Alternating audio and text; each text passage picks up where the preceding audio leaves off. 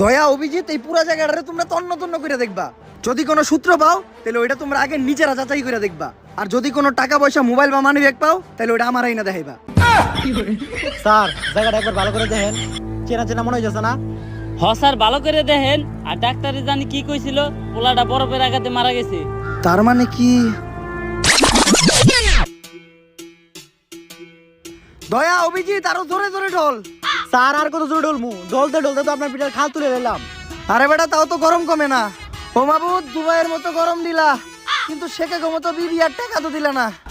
Sir, বিবির কথা উঠাতে একটা কথা মনে পড়লো। এত কষ্ট করে বরফ না রইলে যদি একটা বিয়া করতেন, তাহলে শ্বশুর বাড়ির থেকে যৌতুকে একটা এসি আনতে পারতেন।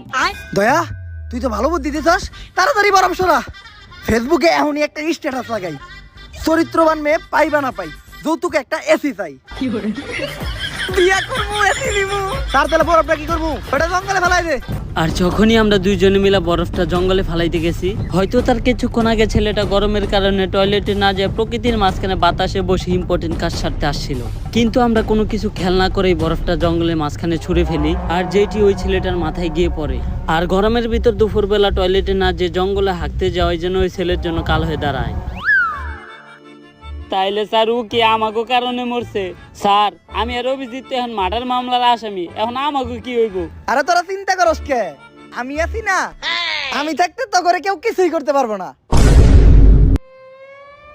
স্যার, আপনি ঠিকই কইছেন। আপনি থাকতে আমাকে কেউ কিছু করতে পারবো না, খালি 10 বছরের নিকে জেলে বইরা দিছে।